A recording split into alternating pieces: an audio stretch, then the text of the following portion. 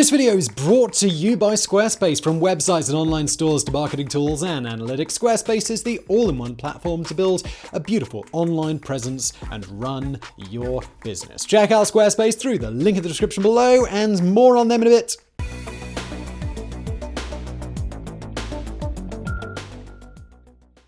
Quick question. How often have you seen a new president enter office with a sack full of promises only to immediately break the entire lot of them? Well, that number probably corresponds to the number of presidents you've lived under. From George H.W. Bush's no new taxes to Obama failing to close Gitmo, the White House has a long tradition of overpromising and under-delivering. Yet there was one president who bucked this trend, a man who, on entering office, promised 4 specific things, achieved them all, and then left after a single term. That man was James K. Polk, and he was arguably the most successful president in US history. At the moment Polk was inaugurated in 1845, a movement was underway to increase America's territory. Declaring that it expands the nation westward, Polk quickly took the US from a nation of 1.7 million square miles to nearly 3 million. It was Polk who brought in Texas, California, Oregon Territory. Polk who ordered the US to stretch from sea to shining sea. But all this giddy expansion came at a price. Polk may have left the US greatly enlarged, but he also left it standing on the brink of catastrophe.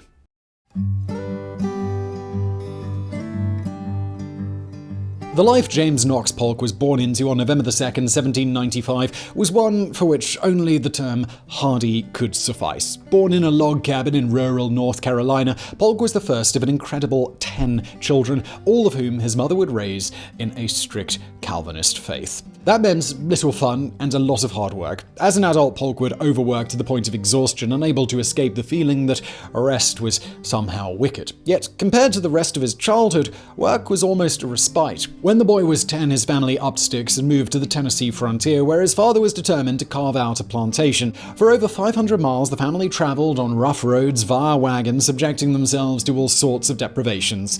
It was on this journey that the future president began to suffer the ill health that would plague him for his life. And given how bad things got, actual plague would have probably been preferable. As a teen, for example, Polk was forced to undergo surgery for his illness. With no anesthetic and no antibiotics, the surgeon simply gave him some brandy and then sliced his urinary tract open and sewed him back up, all while the boy presumably screamed. Still, the move to Tennessee didn't least change the family's fortunes. The new plantation grew to thousands of acres, tended by 50 slaves. As the Polks came up in the world, they began to rub shoulders with the great and good of the state, the greatest of whom was no doubt Andrew Jackson. A living military legend, Old Hickory was already famous for his controversial wars and role in Tennessee's expansion. He was also about to become the biggest, most divisive thing in American politics. In other words, exactly the sort of personality an ambitious young man might want to hitch themselves to. A young man like James Polk. It's uncertain exactly when Polk and Jackson first met, but it can't have been long after the young man returned from university in North Carolina. Initially settling in Nashville to practice law, Polk quickly set his sights on politics, picking up a side gig clerking in the state Senate. It was here that he fell decisively into the orbit of Democratic Republicans, likely the single most powerful party in US history. By 1823, the Democratic Republican Party was headed towards its 7th election victory in a row, a feat still unmatched in American politics. But as the party reached a quarter century in power, the lack of opposition had become a curse. Fissures were starting to erupt that threatened to engulf everything. It would be from the ashes of these political wildfires that Polk's Washington career was born. For now, the future president concentrated on local politics, winning election to Tennessee's state House of Representatives. There he made perhaps the shrewdest decision of his life. Tennessee was in need of a new senator to send to Washington. Although he was aligned with a different faction, Polk wound up casting his vote for a grateful Andrew Jackson. It seems the young man was already able to read the political winds. Within a year, those winds had become an oncoming storm. In 1824, 4 different candidates claimed the mantle of Democratic-Republican nominee. Among them was Andrew Jackson. Down in Tennessee, Polk campaigned ferociously for his new friend, delighting when he gained the largest share of the popular vote. But since none of the 4 managed to win outright, it fell to Congress to pick the next president. To Polk and Jackson's outrage, they went with second-place finisher John Quincy Adams. Yet the result would be a blessing in disguise. When the next election rolled around, Old Hickory would be able to use outrage generated by Adams's corrupt win to propel himself to the very top. And his new protege would be riding along right beside him.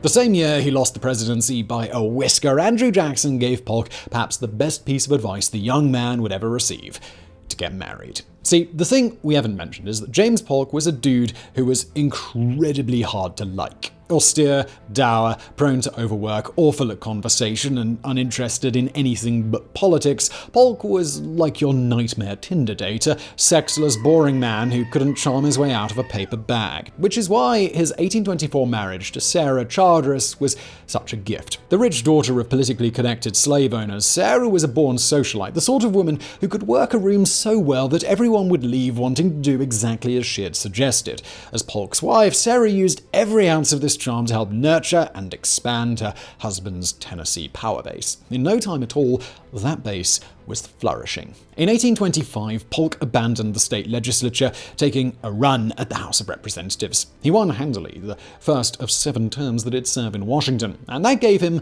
a ringside seat to the biggest electoral storm in decades. The 1828 election saw Jackson's comeback, netting the victory denied 4 years earlier. At the head of the newly created Democratic Party, he crushed John Quincy Adams, taking 55% of the popular vote. Inaugurated the following March, Jackson entered the White House like a hurricane, ready to smash the old order to pieces. Personally, James K. Polk couldn't wait. Rather than just being Jackson's ally in the House, Polk became the 7th president's lieutenant, the guy who'd go to bat for him no matter what batshit crazy thing Jackson was slinging. Every single idea that Jackson put forward, Polk defended to the hilt, helping whip his fellow representatives into following the president. His colleagues made fun of him, calling him Young Hickory, made out that he was Jackson's puppet, but Polk was more than that.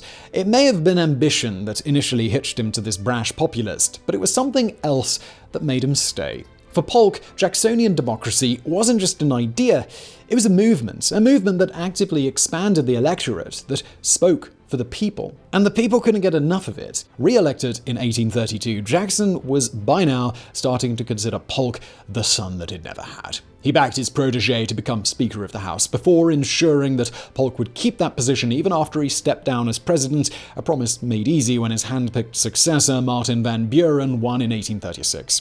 For Polk, this was an era where he rode the zeitgeist. It's the crest of a popular wave that looked set to keep rolling for eternity. Or so it must have seemed. In truth, Jackson's policies, especially regarding banking, had set the economy on a crash course, and his divisive manner had sparked a massive backlash in his home state. In 1835 and 1837, anti-Jackson politicians won the Tennessee governor's mansion. In 1836, the state voted against Van Buren. Worried about the rebellion in his backyard, Polk quit the House, returned home, and in 1839 ran for governor on an openly Jacksonian platform. His shock win was supposed to turn the tide, to show this wave was never going to stop sweeping the nation. Instead, Polk's victory turned out to be a mere breather before the wave dumped him naked, shivering, and broken onto reality's stony shore. By 1840, the Jackson experiment had failed, the economy was being hammered, people were going bankrupt, and life tasted of ash and bitterness. That same year, the Whig Party under William Henry Harrison beat the Democrats at the polls. Just 12 months later, Polk was booted from the Tennessee governor's mansion. When he tried to retake it in 1843, he failed spectacularly. With Jackson's movement floundering and the Whigs in ascendance, Polk suddenly found himself cast adrift. He returned to the family plantation, wondering if maybe that was it, if his time at the top had already come and gone. He needn't have worried. In 12 months, the Whigs' seemingly unstoppable rise was going to splutter and stall. Then when it did, it would be young Hickory who'd be ready to replace them. Now, just before we get into the rest of today's video, I do want to say that this one is brought to you by Squarespace. This is the age of creation. Think about it. Everybody is out there on the internet making something online, whether it's a TikTok dance, a YouTube video, or a fantastic website. And look, if you want to make a fantastic website, the right way to do that is with our friends over at Squarespace. Squarespace is the perfect web tool to fashion the internet into whatever you want it to be. Maybe the hands-on type who's got lots of opinions and ideas about what exactly your website should look like. If so, very cool. Squarespace gives you all of the customization options you could ever want with no updates, no patches, no technical BS to worry about. Nobody wants any of that nonsense. Or maybe you just need something functional, something that works with minimal thought so that you can stay focused on the content and not the coat of paint. If so, just use one of their quick, beautiful templates to make a website that's both fresh and simple. And once you're done setting up your website, locking in the name, maybe playing with some of the colors, there are so many extra features that Squarespace provides so that your website can thrive. Email campaigns, patronage portals, social integrations, member-only areas, analytics, commercial options, 24/7 customer support. Really, everything you need is in one place. So when you're ready to get started on the next project of yours, big or small, if it involves a website, it's got to be Squarespace. Right now, you can go to squarespace.com for a free trial. And when you're ready to launch your new site, go to squarespace.com/biographics, and you'll save 10% off your first purchase of a website or a domain. And now back to today's video.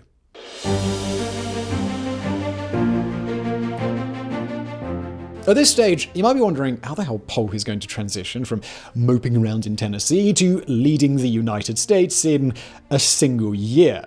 And the answer can be summed up with one word: Texas. 7 years earlier, Texas had seceded from Mexico, establishing an independent republic. Not that the US wanted it to remain independent, though. This was the era of manifest destiny, a term coined in 1845 that expressed Americans' desire to expand westward, starting with the annexation of Texas. The problem was, Mexico still wanted their wayward province back, so rather than risk war, Washington quietly avoided the issue. But then John Tyler came along and screwed everything up. The 10th president, Tyler had taken over from William Henry Harrison after the latter died in office. Nominally a Whig, Tyler was such an un-Whig-like president that his party hated him. Knowing he'd never get renominated in 1844, Tyler began desperately casting about for a popular issue to boost his run as an independent. And nothing was more popular than wanting to annex Texas. Tyler's pro-annexation stance effectively turned the Democratic Party on its head. Beforehand, Martin Van Buren had been expected to run again, but Tyler's announcement made Texas such a hot issue that Van Buren had to weigh in. And that was a problem, because while Van Buren would lose Southern Democrats if he came out as anti-annexation, he'd lose his home state of New York if he came out as pro. Slavery, you see, was still legal in Texas. If Texas was admitted to the Union, the delicate balance between slave and free states would be destroyed. Van Buren's one slim hope was to oppose annexation, then hope Southern Democrats, after a whole lot of moaning, would rally behind him rather than let the Whigs win the election. Sadly, he misjudged how willing Southerners were to play nice with him. At the 1844 Democratic Convention, the ballot deadlocked. There was no majority for anti-annexation Van Buren, but his rival, Lewis Cass, couldn't quite win either. On the 8th ballot, someone suggested throwing in a compromise candidate to break the tie. Someone known for his party loyalty. Someone who might be, I don't know, chilling down in Tennessee right now, only dimly aware of all of this drama. The moment Polk's name was added, Van Buren knew that the game was over. Rather than let Cass become eventual victor, he threw all of his supporters behind the new guy. At 2 p.m. on May the 30th, 1844, Polk became the Democratic nominee. It would take word nearly a week to reach Tennessee. It reached Washington that same day, though, thanks to a newly installed telegraph. And the dudes in Washington found the whole thing hilarious. Polk was such a nobody that newspapers declared, "Who is James K. Polk?" The Whigs responded by putting up their best man, Henry Clay, knowing it to be a cakewalk. Sadly for Clay, it turns out the answer to who was James K. Polk was one clever son of a bitch. Polk's genius was to embrace Texas annexation while also throwing Northerners a bone. What if Oregon Territory, then jointly administered with Britain, also joined the Union? Since any new Oregon state would probably be free, the delicate balance in Congress would be preserved, all while fulfilling America's manifest destiny. That tricky needle threaded, all Polk had to do was sit back and watch the opposition flounder. Unwilling to annex Texas, all the Whigs could do was try to portray themselves as the anti-slavery party, a hypocritical position since their nominee owned slaves. It was this simple fact that spelled Henry Clay's doom. When the election results finally came in, Polk had won the popular vote by a mere 38,000 ballots, one of the narrowest victories in US history. Painfully for the Whigs, Clay lost just enough votes in New York to the hardcore anti-slavery Liberal Party to put Polk over the top. Had Clay won the state, it'd have squeaked an electoral college victory. Aged just 49, Polk was set to become America's then youngest president. In doing so, he set the entire nation on a collision course with destiny.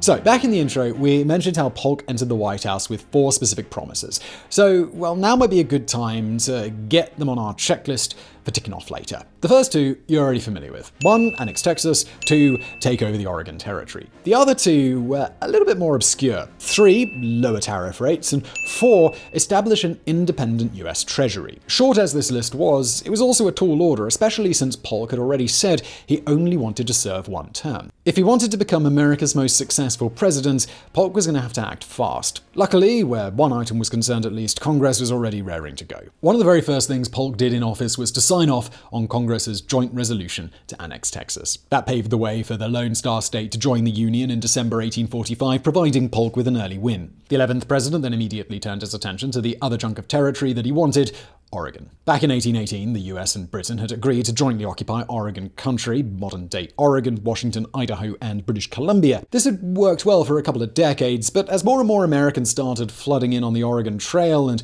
Manifest Destiny slowly became a thing, people began to wonder, well, why? Why were they sharing this prime piece of real estate with a bunch of limey douchebags when they could just take it for themselves? A movement even sprang up to annex the territory all the way up to what was then Russian Alaska's southern border at the latitude of 54 degrees, 40 minutes, spawning the jingoistic slogan 54-40 or fight. In his campaign, Polk had capitalized on this feeling, promising to take Oregon Territory within a year of being elected. But now he was actually president, that whole or fight bit was starting to look a bit drastic. No one wanted a bunch of redcoats marching down from Canada and setting the White House on fire again, especially not when Mexico was clearly gearing up for a war over Texas. So Polk did the only thing he could. He got a deal.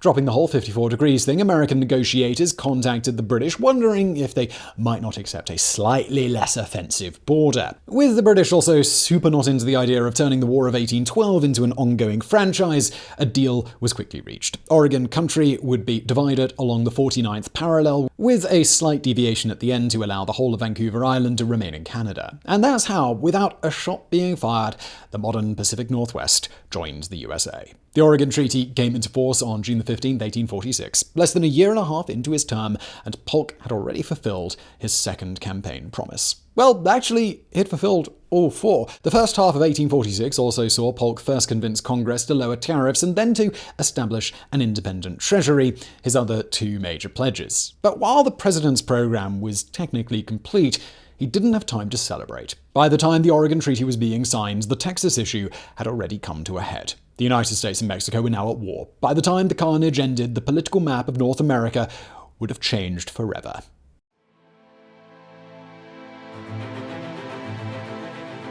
In late April 1846, Mexican troops crossed the Rio Grande, determined to deal with the invaders in their nation's north. It was now a few months since Texas had joined the US, an act Mexico's leaders felt should have led to war, but didn't. But letting Texas go was one thing. It was quite another to let enemies occupy Mexican soil. At last, the Mexican troops found the American intruders, and opening fire, they killed 12 before retreating. As they slipped back across the river, the soldiers must have felt a sense of triumph. Americans had occupied their soil and paid the price.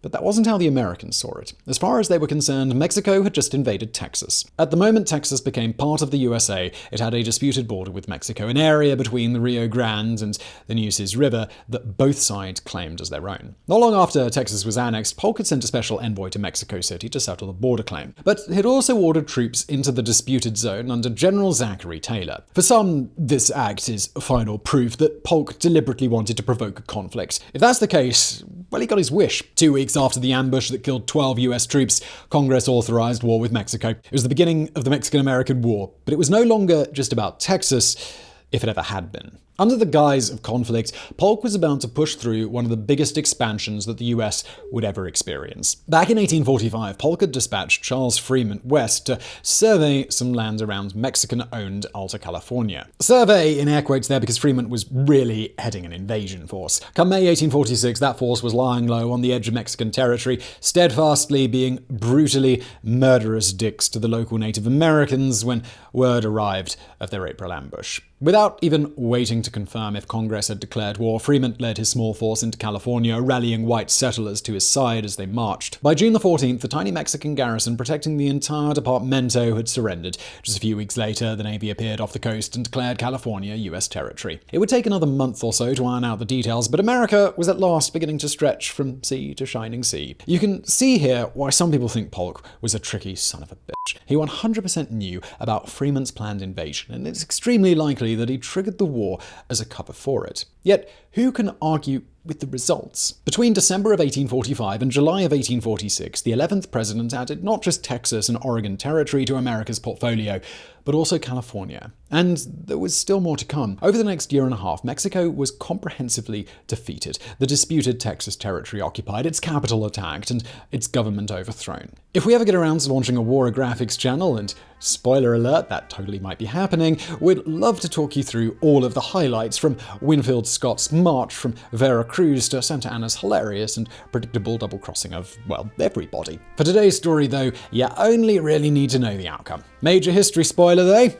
Mexico lost. In Washington, the jingoism unleashed by Mexico's defeat was so great that some Democrats called for Polk to annex the entire country. Serenity now! The president managed to deflect their demands, but not by much. The 1848 Treaty of Guadalupe Hidalgo exceeded even the warmonger's wildest expectations. Not only did it set Texas's border at the Rio Grande and organize a payment to Mexico in exchange for California, it also contained provisions for the U.S. to take New Mexico. Known as the Mexican Cession, it increased the size of the USA by 1/4, giving Washington the modern states of Arizona, Nevada, Utah, New Mexico, and California, plus bits of Wyoming and Colorado. For Polk, the treaty was its ultimate triumph. It was now nearly 4 years since it assumed the presidency, 4 years in which it fulfilled all his pledges and turned manifest destiny into concrete reality. Sure, it had taken 63,000 dead in a nasty war. Sure, it had cleared the way for a wave of indigenous killings across newly acquired California, one that would grow so vast it's today considered a genocide. But from the president's perspective, it had been worth it. America's future was now secure. Sadly, the same couldn't be said for Polk's.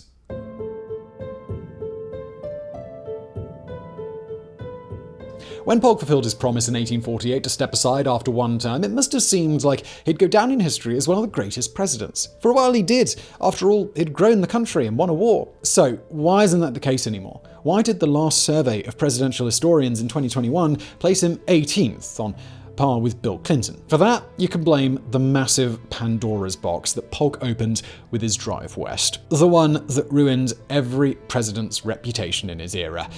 The box marked slavery. There's no point sugarcoating it. James Polk owned dozens of slaves. While he'd request that they be freed in his will, he never had the moral courage to do it himself. Of course, Polk wasn't alone in this. Half of Congress in this era consisted of slavers. And therein lay the biggest problem. As Polk drove America west, both pro- and anti-slavery advocates began to wonder if this wasn't all a scheme to bring in new slave states and shut the abolitionists out of power. As early as 1846, fights were erupting in Congress over the new states, with bills alternately banning and expanding the South's peculiar, appalling institution. Caught between competing currents in his own party and his own unsteady beliefs, Polk tried weak compromises, suggesting the Missouri Compromise line be extended clear to the Pacific. But such dithering made nobody happy. By 1848, slavery had become the defining issue of the era. By paving the way for a host of new states without settling the slavery question, Polk helped push his nation a step closer to the coming abyss. While it would take a string of failed presidents to lead it over the edge, there's no denying that Polk's failure to address this explosive issue undermines his claim to greatness. Still, as Polk left office, he could look back on 4 transformative years. Beyond his fulfilled promises, there was the creation of the Department of the Interior, the treaty signed with New Granada, modern-day Colombia, giving the U.S. right-of-way across Panama, the first step towards the eventual creation of the Panama Canal. He'd overseen Iowa and Wisconsin joining the Union, stabilized the economy, averted war with Britain, all heady, important stuff. Sure, he had to watch as the Whig Party under Zachary Taylor won the 1848 election, but still, for a one-term wonder, he was unequaled. Sadly, Polk didn't get to rest on his laurels for long.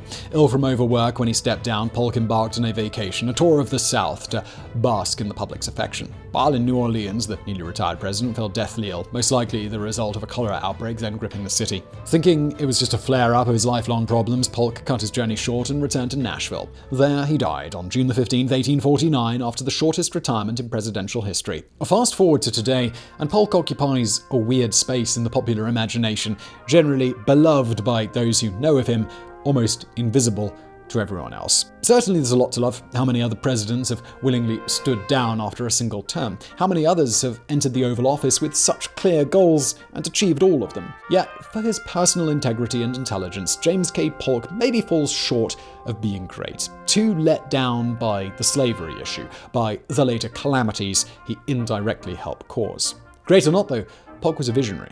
If you live in one of the 13 odd states he brought into the US, you're still living that vision today. Because, make no mistake, Polk was massively consequential. Whether we love him or we loathe him, we should all at least agree to remember him.